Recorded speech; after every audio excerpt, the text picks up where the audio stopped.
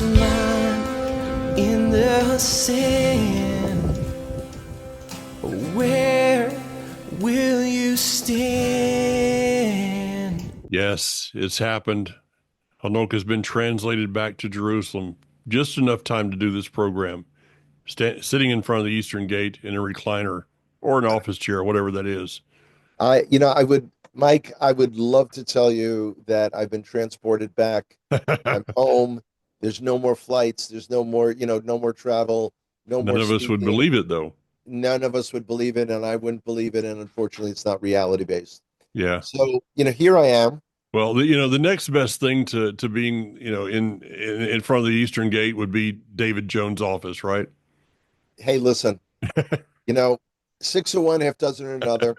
Same thing to me. All Absolutely. right. Listen, there's been a lot that's going on in the last week. It seems like It's ages crazy. ago that Netanyahu was here. So bring us up to date. Okay. Wow. So we recorded, made a reference, both of us saying we have no idea what Trump's going to say. Yeah. Trump says stuff. The entire world is sitting with their jaws open. Yeah. Um, I said something just last night in a presentation about it, and I'll just sort of recap it very briefly. What President Trump should have said when he made the announcement that he did about wanting to take over Gaza Hmm. and creating the French Riviera in the Middle East, and then depending on the day, whether the population comes back or whatever, he should have said, "Welcome to Fantasy Island." Hmm. No, this ain't going to happen. The It's not plane, going to the happen. plane. Yeah. I mean, and people saying, "Well, you don't understand him. He says something out here to get you back to the middle when you're over here," and it's like everyone is overthinking and rethinking what he might be thinking because of what he feels, because of what they think he feels that he's thinking. And I got to tell you, they must be, I'm not as smart as they are, Charlie Brown. So I don't know. But the I think bottom line, it comes down to this for me, Hanok, that this man, President Trump, support him, whatever. That's really not the picture here. no, He is a businessman that is spent his whole life in real estate. yeah, Okay, so if you have a carpenter that their only tool that they've ever used is a hammer, and you take your iPhone to have them fix it, don't be surprised when the screen's cracked. So it's nothing against President Trump. It's just that this is the only tool in his box, and that's what he came out with. the thing is, and I keep saying to people now. By the way, one thing that's really interesting is the American government is quoting the number of 1.8 million Gazans. Mm-hmm. Hamas, etc., are saying they're 2.2 to 2.3 million. So they're always inflating the numbers. But Mm. 1.8 million Gazans, assuming Trump can twist the arms of enough countries to take them in, because it would require enormous arm twisting.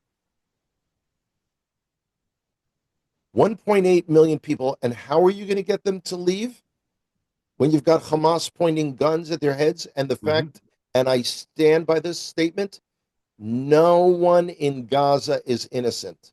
The so called civilians held our hostages captive. There's not a single innocent person there, in my understanding and opinion. When Well, when President Trump says no American troops will be involved, mm, come on now. I mm, mean, really. And no one wants to see American blood shed pushing the Gazans anywhere well, else. But the thing that's funny is the Gazans and the countries around Egypt, Jordan, etc., are saying, no, no, no, no, they can't leave because that's their land, that's their homeland. And I'm thinking, wait a second, they're claiming refugee status mhm. and it's a homeland at the same time. Yeah, their refugee Doesn't homeland. work. Yeah, I know, I know. Going back to something you said briefly. There are no innocent Gazans. Nope. Okay. And I know that's a controversial statement, but I stand with you absolutely completely on it that the only innocent Gazan is the child that is probably less than 3 years old that Yeah, has not that would be a had, good assumption. yeah. Yeah. So at best, Hanok, at best, we are probably 2 to 3 generations. If you went in today with a new educational program, with all the stuff that can be done, Right. you are at best 2 to 3 generations from having a so-called innocent society there. Yeah. The process that occurred in Europe of denazification Hmm. after the Second World War. I mean, you understand something. Hamas has been using textbooks created by the Palestinian Authority and UNRWA. Yeah. So this is, yeah, I mean this, but the world doesn't care. And Here now is, we see USAID has been giving yeah, millions and millions of dollars to terrorism, even yes, some in Gaza. yes, This whole thing is unwinding, and the wonderful thing about this is watching it, because it's like the curtains, the numerous curtains are being pulled back from all of these things, and we're very starting to much see so. something that most people are still in denial of. This is, as you mentioned, got Nazi Germany, and I was there. I told you this. I think I've mentioned on the program when I was there in Berlin, sitting at dinner, and somebody across from me, a German who was there during the World War II, said, "Well, we didn't know what was happening," and another person said, "How long are you going to tell that lie?" It's we live in a world right now where whatever narrative has just come up on TikTok on your phone is what people believe. Hmm. The fact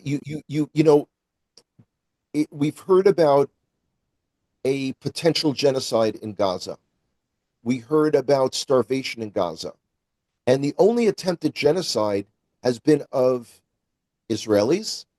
Hmm. They have attempted to kill as many of us as possible. Eli Sharabi, one of our hostages that got out the other day, only to learn that his wife and 2 teenage daughters had been slaughtered, Yeah. that his brother, who had also been taken into captivity, was killed by Hamas in Gaza. I mean, and he was starved. They look like Nitzalei Shoah, Oh, survivors yeah. of the Holocaust. It's Yeah. horrific. Yeah. And knowing what effect that had on us in Israel, now they're playing more games. They may not release the hostages. And this is the statement that makes, I keep putting extra clips in to hold my kippah on so my brains don't explode out of my head. So President Trump, Yeah. I was going to ask you about this one. okay, because this is like, Yeah. so President Trump says if all of the hostages, this is not the ceasefire deal Hmm. that he pushed us to take, Hmm. but all of the hostages aren't released by this coming Shabbat, all hell should break loose. Now, Hmm. all hell should break loose from whom? We in Israel? Ain't going to be the Americans. Hmm. I mean, America's not going to bomb Gaza. What's America going to do? All the food, fuel, and water that the American government, previous administration, and current administration are forcing us to deliver, are they going to tell us now, don't deliver it? I don't know. I listened to that statement, and once again, this is another statement that he made that I guess was kind of off the cuff, but he's and I'm again, this is I'm not speaking against President Trump. We're talking I'm not talking specifically about about Israel politics here. related things. That's it. But Yeah. he has this habit of, and people want to give him the credit, maybe I should, that he's just says something and then tries to figure out how to bring it about.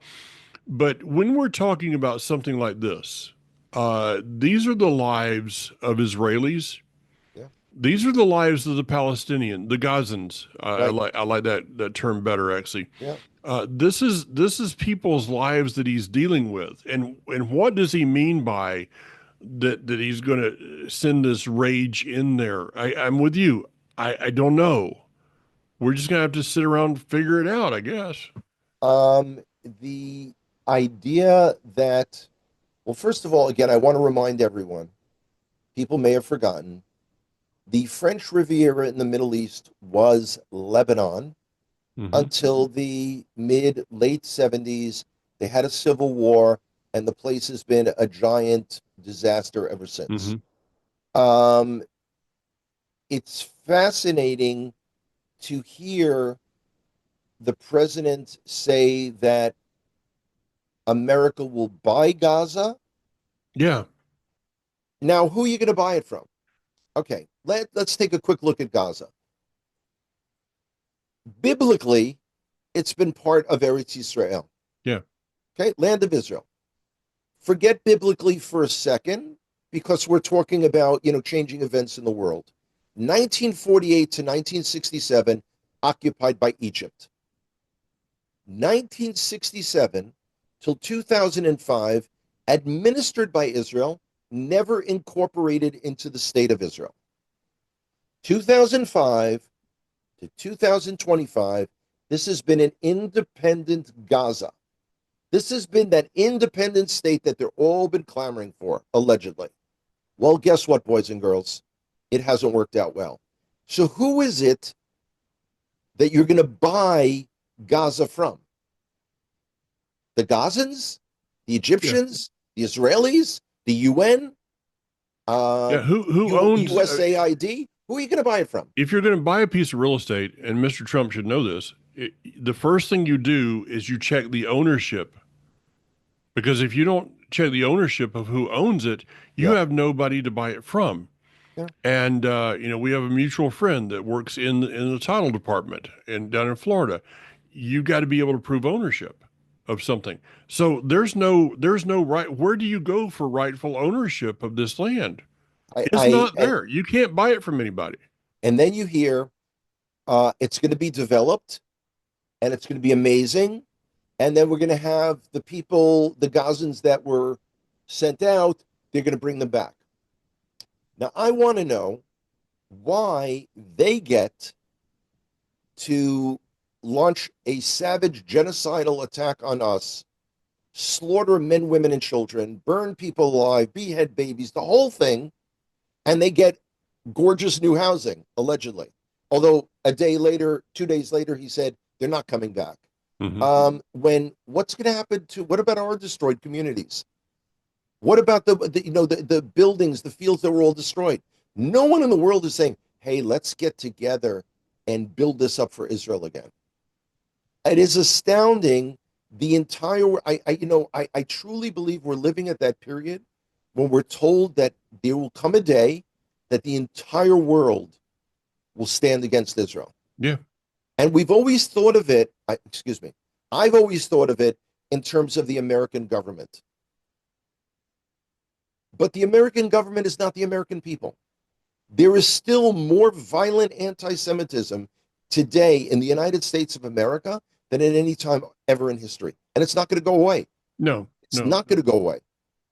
So uh, to give President Trump some credit for this, for something here, which I do believe that he deserves credit for many things.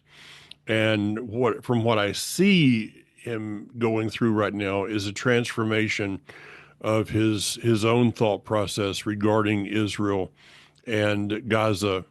But at the same time, he does not have the biblical foundation, as the same as Bibi Netanyahu, in my opinion, does not have the biblical foundation that either one of them, probably neither one of them would be able to teach a vacation Bible school, much less anything on a greater scale. But I will give credit to Mr. Trump in this, is that he is pushing the envelope. Absolutely. Yeah. I mean, again, January 28th, 2020. 5 years and 2 weeks ago, Mm-hmm. he announced the deal of the century.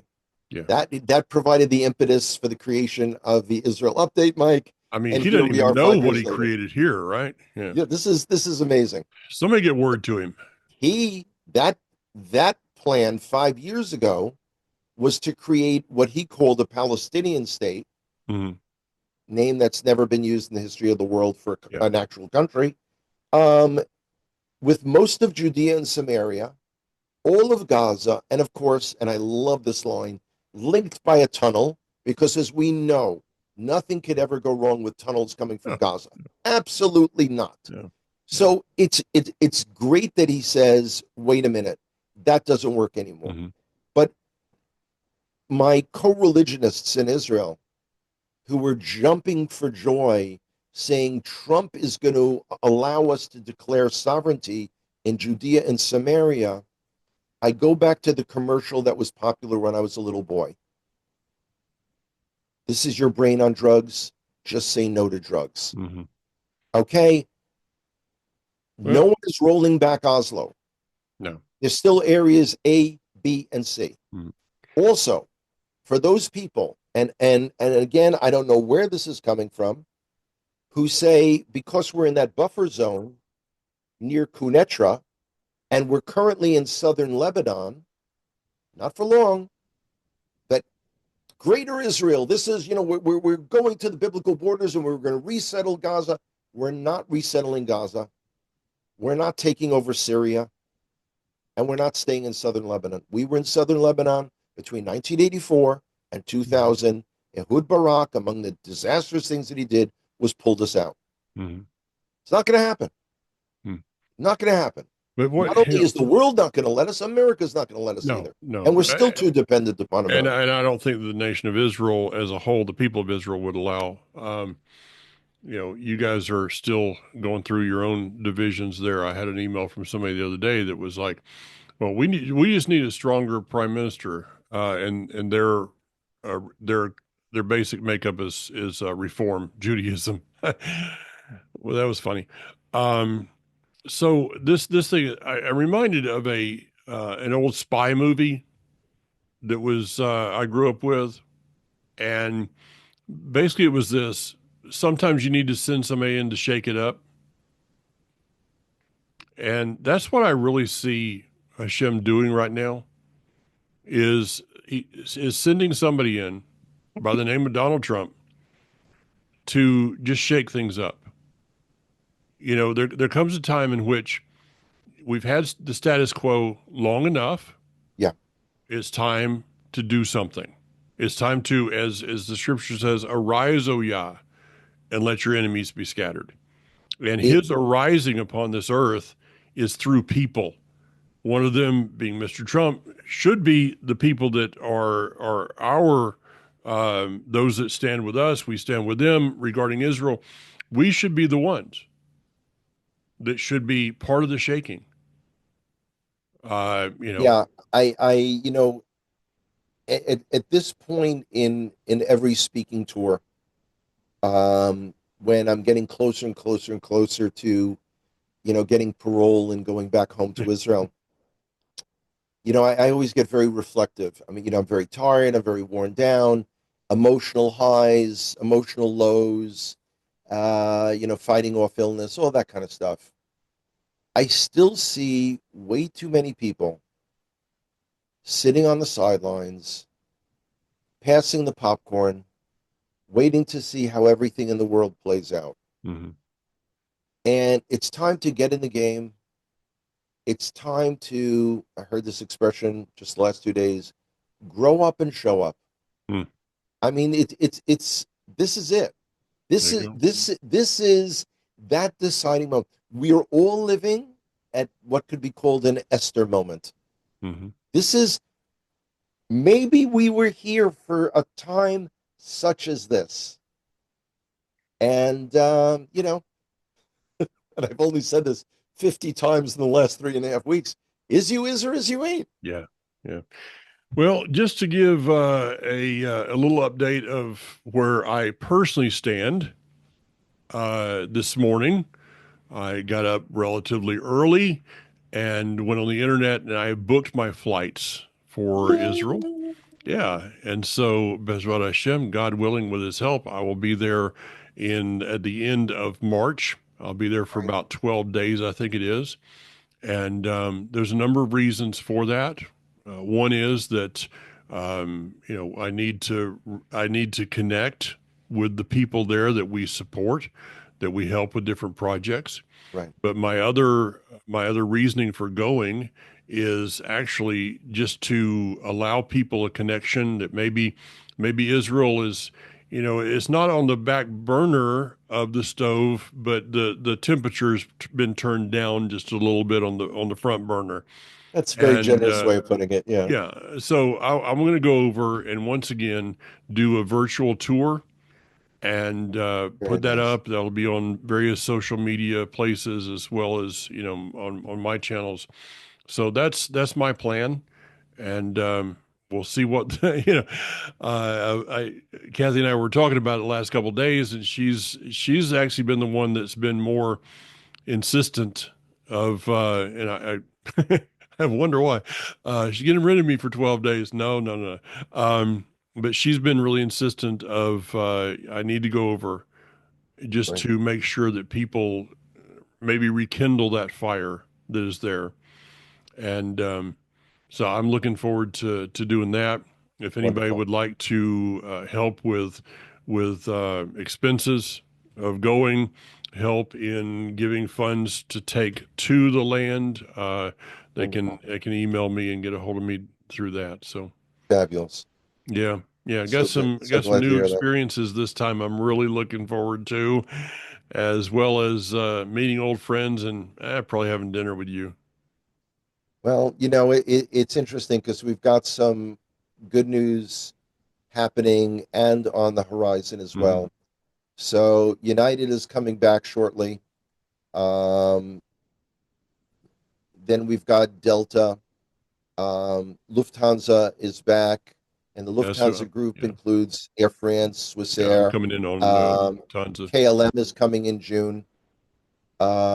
So it's really good signs, Hmm. really good signs. Yeah, And again, let me remind everyone, we're talking about a Connect Israel tour in October yeah, after Sukkot.